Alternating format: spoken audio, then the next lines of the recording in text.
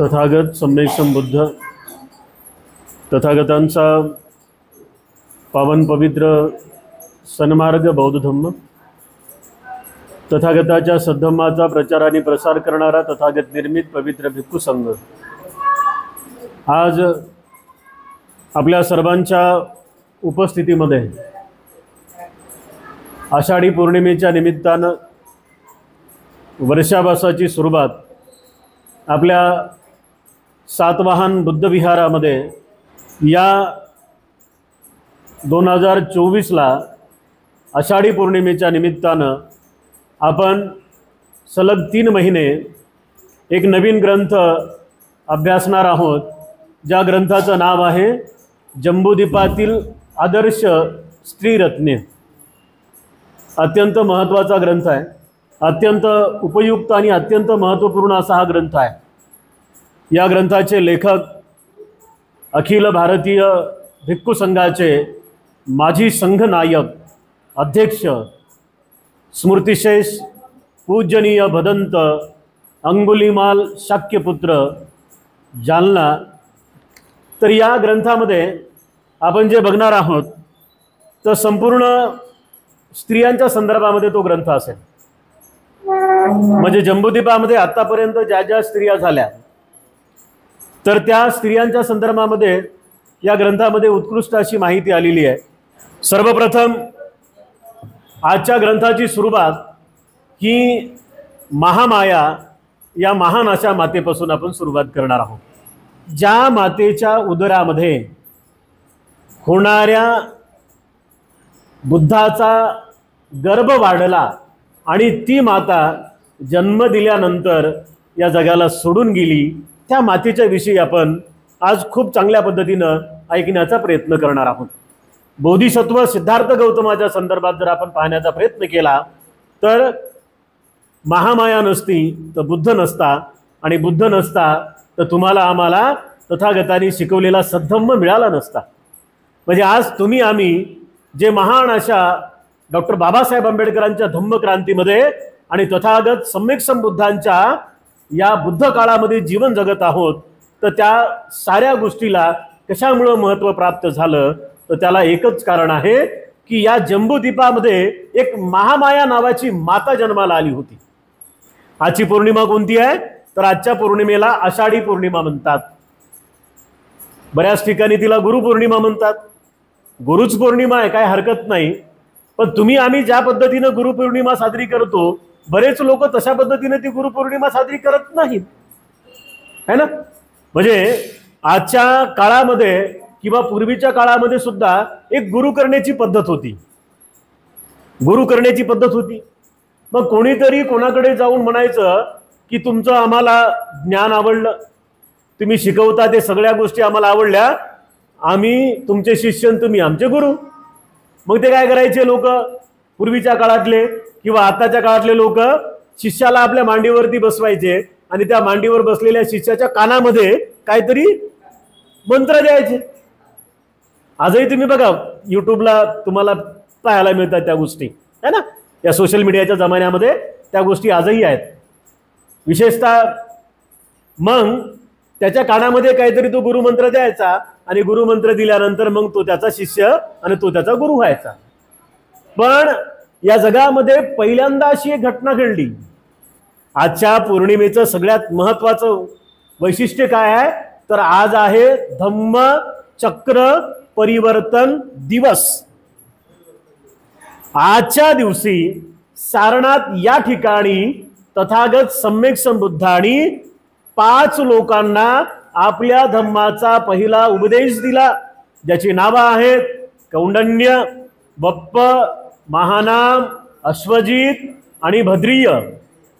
कौंडण्य, बप्प, महानाम, अश्वजित आणि भद्रिय, है ना।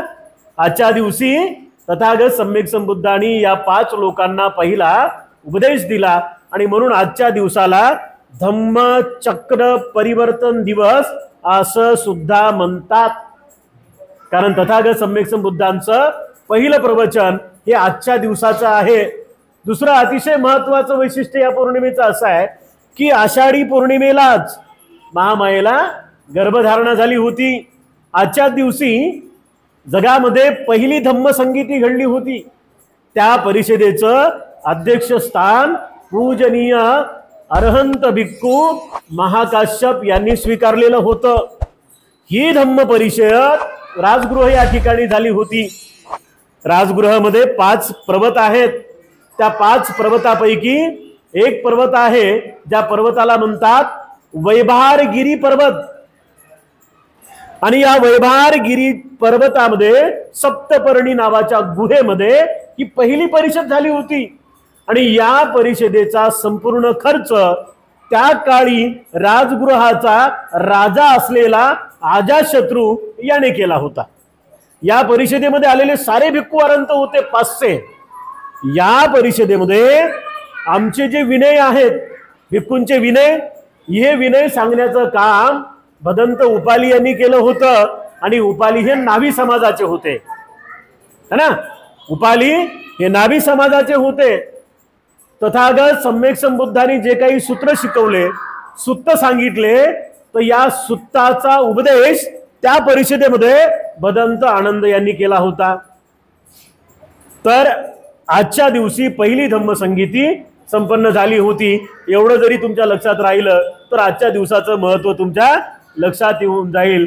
आणि आजच्या दिवसापासूनच, कारण बुद्धांनी पहिला उपदेश दिला म्हणून भिक्खू संघाच्या वर्षावासाची सुरुवात आजच्या दिवसापासूनच होते.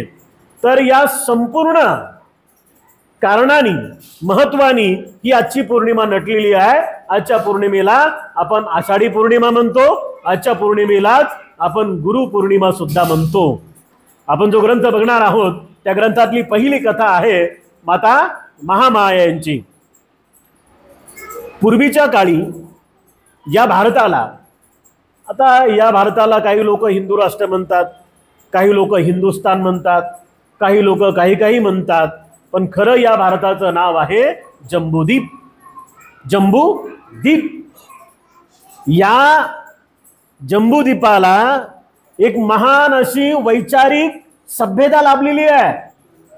म्हणजे या भारतामध्ये पूर्वीच्या जम्बूद्वीपामध्ये असे 16 जनपद होते. आणि या 16 जनपदांपैकी एक कोलिय नावाचं जनपद होतं. कोलिय नावाचं जनपद. आणि त्या कोलिय जनपदामध्ये महामायेचा जन्म झालेला होता. या कोलिय जनपदाचा जो राजा होता त्या राजाचं नाव होतं महासुप्रबुद्ध. महासुप्रबुद्ध. या महासुप्रबुद्धालाच पुढे चालून अंजन असं नाव पडलं. अंजन. आता यावर्षी जो आपला हा ग्रंथ आहे, जे माझे तरुण भाऊ बहीण स्पर्धा परीक्षांचा अभ्यास करू लागलेत, त्यांनी जर 3 महिने येऊन ऐकलं ना तर किमान 25% अभ्यास त्यांचा इथे होऊन जाईल. काही इतिहास वाचायची गरज नाही. म्हणजे बौद्ध धम्माच्या संदर्भामध्ये जे काही तुम्हाला मिळेल ते सगळा मलिदा तुम्हाला इथे मिळणार आहे. हा. तर या कोलिय राजाचा जो राजा होता त्या राजाचं नाव होतं महासुप्रबुद्ध. याच महासुप्रबुद्धाला पुढे चालून अंजन हे नाव मिळालं. आणि अंजन हा अतिशय धार्मिक, शीलवान आणि आपल्या प्रजेवरती प्रेम करणारा महान असा राजा होता. या राजाच्या अधिपत्याखाली असलेल्या संपूर्ण कोलिय राज्यामध्ये तो आपल्या प्रजेची सोय आपल्या लेकराप्रमाणे करत असे. पूर्वीच्या काळातले राजे महाराजे हे अत्यंत हुशार, खूप चांगल्या पद्धतीनं धर्माला जाणणारे होते. आता एक लक्षात घ्या, एक गोष्ट प्रामुख्याने लक्षात ठेवायची की धम्म पहिल्या बुद्धापासून ते 28व्या बुद्धापर्यंत जिवंत आहे. लक्षात येते. फक्त काय होऊ लागले, बुद्धाचा काळ बदलू लागलाय, बुद्ध शासन बदलू लागलंय. दर 5 वर्षानंतर आपला शासन कसं बदलते है ना, दर 5 वर्षानंतर. म्हणजे बुद्धाचं असं शासन बदलू लागलंय. वेदंकर बुद्धाचं शासन, दीपंकर बुद्धाचं शासन, विपस्सी बुद्धाचं शासन, काश्यप बुद्धाचं शासन, तर असे सगळे शासन बदलत येऊ लागलेत. आज आपण कोणत्या बुद्धाच्या शासनामध्ये आहोत? सम्यक संबुद्ध. कोणत्या? गौतम सम्यक संबुद्धाच्या धम्मशासनामध्ये आहोत. आलं म्हणजे बुद्धाचं महापरिनिर्वाण होऊन आज 2600 वर्ष झालेले आहेत, तरी बुद्धाचं शासन सुरू आहे. येणाऱ्या अनेक हजारो वर्षापर्यंत सम्यक बुद्धाचं शासन या पृथ्वी तलावरती जिवंत राहील. बुद्ध शासनामध्ये तुम्ही आम्ही जीवन जगत असताना आम्हाला वारंवार ह्या गोष्टी समजावून घ्याव्या लागतील की ज्या महान मातेनं सिद्धार्थ गौतमाला जन्म दिला ती महान माता आमच्यासाठी अतिशय पूजनीय आहे. ही माता कोलीय या राज्यामध्ये जन्माला आली. म्हणजे अंजन आणि सुलक्षणाची मुलगी कोण आहे? महामाया आहे. तर महामायेला आणखी एक तिच्यापेक्षा वडील बहीण आहे, महाप्रजापती गौतमी आहे का नाही. त्यांच्या संदर्भात असं सांगितलं जातं की महाप्रजापती गौतमी आणि महामाया हे अत्यंत सुंदर होत्या. तर त्या दोघीही बहिणी त्या काळात असलेल्या सगळ्या विद्यांमध्ये पारंगत होत्या. म्हणजे आताच्या काळामध्ये आम्ही आमच्या मुलींना काय शिकवतो? 10वी 12वी BA, एखाद्या फॅकल्टीचा अभ्यासक्रम, एखाद्या ITI मध्ये पास हो, इंजिनिअरिंग कर आणि जास्तच काय झालं तर कुठेतरी नोकरीला लाग.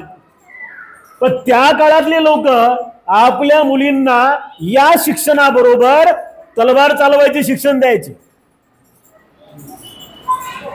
आपल्या काळातल्या मुलींना सुद्धा आपण सुद्धा अशा पद्धतीनं कुंफू कराटे शिकवण्याचा प्रयत्न केला पाहिजे.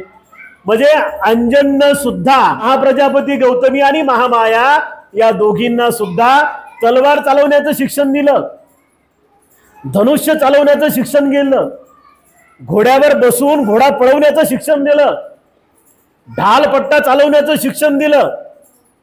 या साऱ्या शिक्षणामध्ये तरबेज केलं आणि नंतर मग त्यांना धर्माचं शिक्षण दिलं. महामाया ही मोठी होऊ लागली आणि महामाया मोठी झाल्यानंतर साहजिकच आहे कोणतेही आई वडील आपली मुलगी मोठी झाल्यानंतर तिच्या लग्नाचा विचार करतात. आता राजाची मुलगी आणि राजाच्या मुलीचं लग्न करायचं आहे, मग राजा सुद्धा आपल्या मुलीसाठी वर तशाच पद्धतीनं बघेल.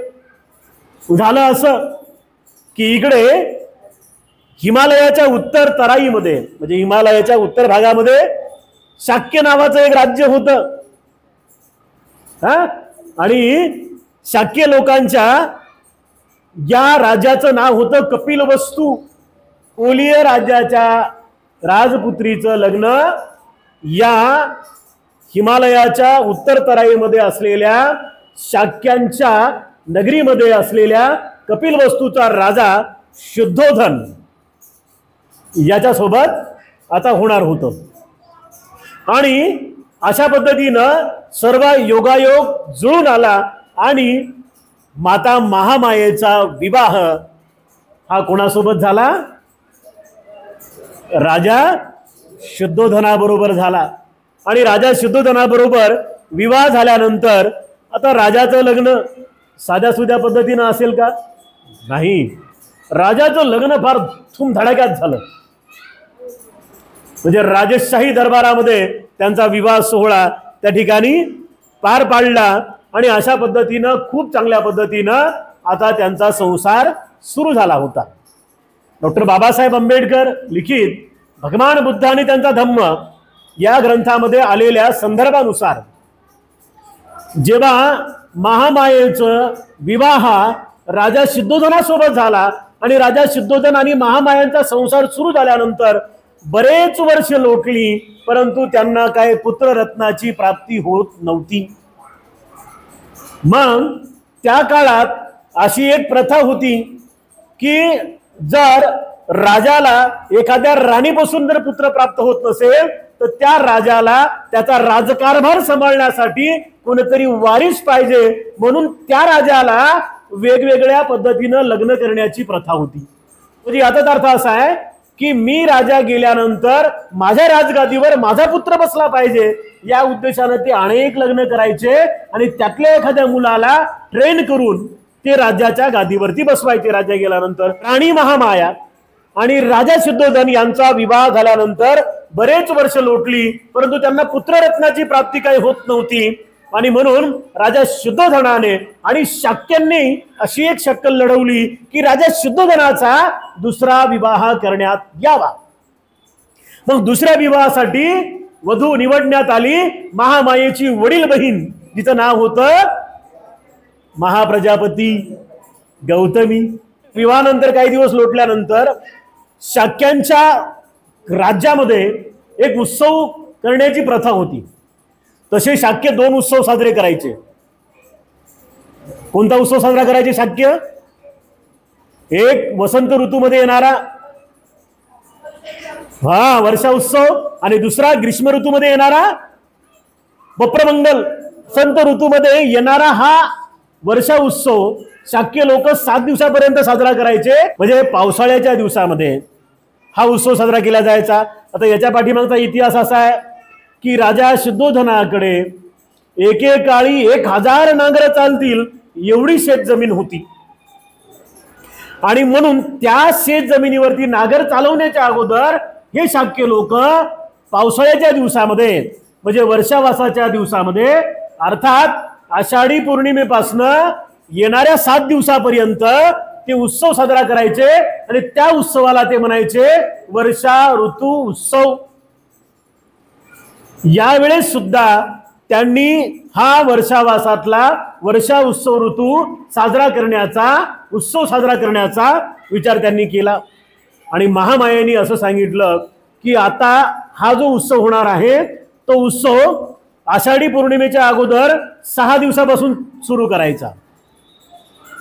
6 दिवसापासून अगोदर सुरू करायचा आणि आषाढी पौर्णिमेला काय करायचं, या उत्सवाचा शेवटचा दिवस म्हणून संपन्न करायचं.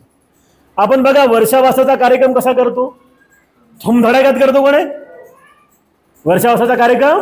तर तशा पद्धतीनं शाक्य लोक हा उत्सव साजरा करायचे. आणि या उत्सवामध्ये यावेळेस महामायेनं तयारी दाखवली. महामाया 7ही दिवस त्या उत्सवामध्ये सम्मिलित झाली. तिने खूप चांगल्या पद्धतीनं त्या उत्सवामध्ये सम्मिलित होण्याचा प्रयत्न केला. तिने 7व्या दिवशी हा उत्सव थाटामाटात साजरा करण्याचा प्रयत्न केला. 7व्या दिवशी, त्या दिवशी होती आषाढी पौर्णिमा, आजचा दिवस. आजच्या दिवशी तिनं काय केलं तर महामायेनं ती आजच्या दिवशी सकाळी सकाळी उठली. आता या 5-7 गोष्टी केल्यानंतर मग सिद्धार्थ गौतमाची गर्भधारणा आहे. आषाढी पौर्णिमेचं महत्व. शाक्य लोक या दिवशी 7 दिवसाचा उत्सव साजरा करायचे आणि त्या उत्सवाच्या शेवटच्या दिवशी 7व्या दिवशी महामायेनं काय केलं, ती सकाळी सकाळी भल्या पहाटे उठली. तिने सुगंधित जलाने स्नान केले. 4 लक्ष काशार्पण मुद्रा सोन्याची नाणी तिने गोरगरिबामध्ये वाटली. तिने स्वतः सुद्धा वेगवेगळ्या पद्धतीनं आपल्या शरीराला सजवलं. आभूषण शृंगार वेगवेगळ्या पद्धतीनं आपल्या शरीराला सजवलं. तिने खूप चांगल्या पद्धतीनं आपल्या संपूर्ण शरीरावरती वेगवेगळ्या प्रकारचे अलंकार घातले. आणि अलंकार घालून तिने तिच्या राज्यामध्ये अनेक गोरगरिबांना अन्नदान दिलं.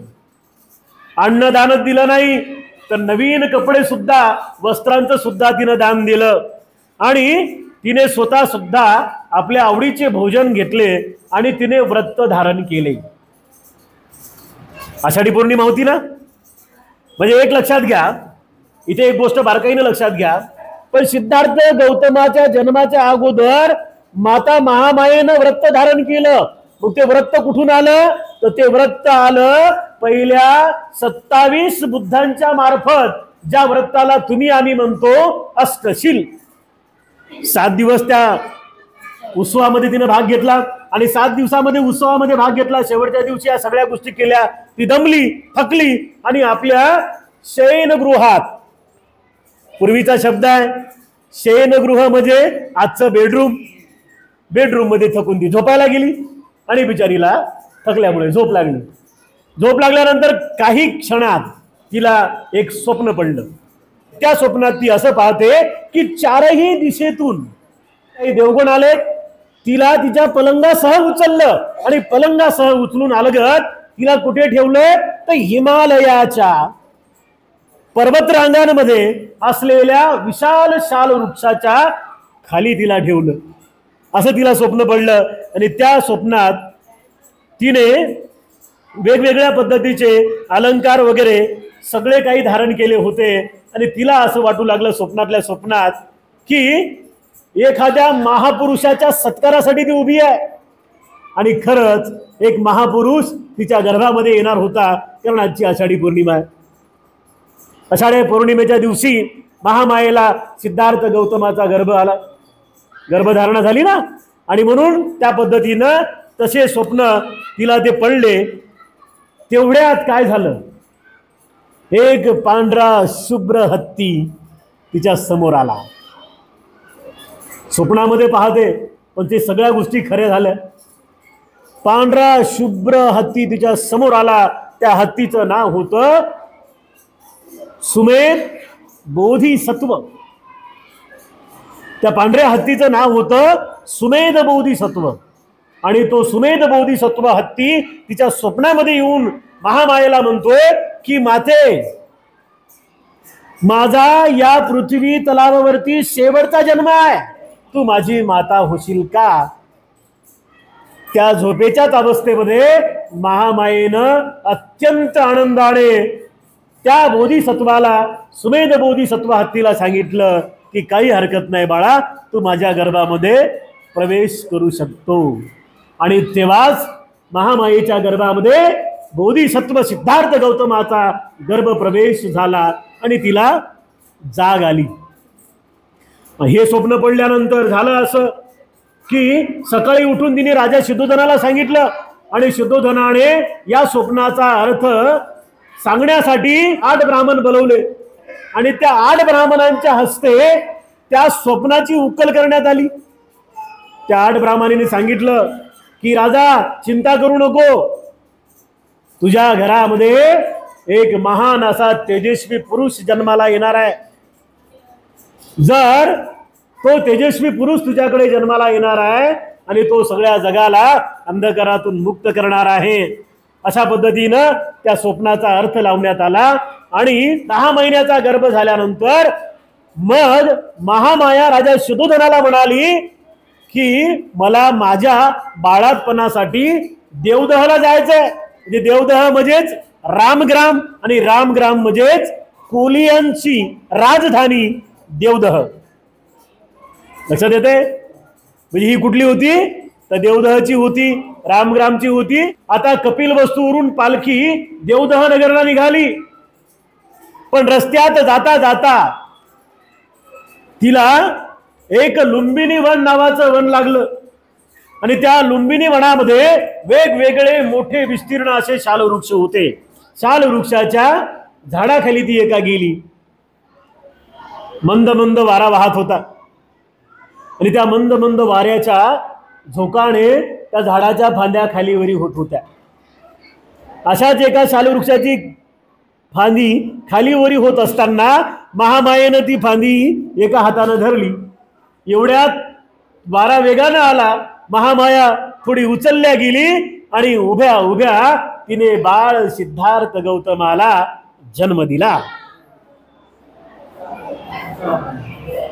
जन्म कधी झाला? इसवी सन पूर्व 563. इसवी सन पूर्व 563 मध्ये पौर्णिमा कोणती होती? जन्म ज्ञान निर्वाण लाभले बुद्धत्व गौतमा, वैशाखी पौर्णिमा धन्य ती वैशाखी पौर्णिमा. म्हणजे सिद्धार्थ गौतमाचा जन्म झाला तेव्हा वैशाख पौर्णिमा होती. सन होतं इसवी सन पूर्व 563 मध्ये बाळाचा जन्म झाला. बाळाचा जन्म झाला आणि अत्यंत आनंदाने राजा शुद्धोधनाने जिकडे तिकडे मिठाई वगैरे सगळ्या गोष्टी वाटण्याचा कार्यक्रम सुरू केला. ढोल ताशे नगाडे वाजवण्यात आले, कारण बऱ्याच वर्षानंतर पुत्ररत्नाची प्राप्ती झाली नव्हती आणि आता पुत्ररत्नाची प्राप्त झाली होती. बाळाचं नाव हे 5व्या दिवशी ठेवण्यात आलं. पाचवी करतो ना आपण बाळाची, तर 5व्या दिवशी बाळाचं नामकरण सिद्धार्थ असं ठेवण्यात आलं.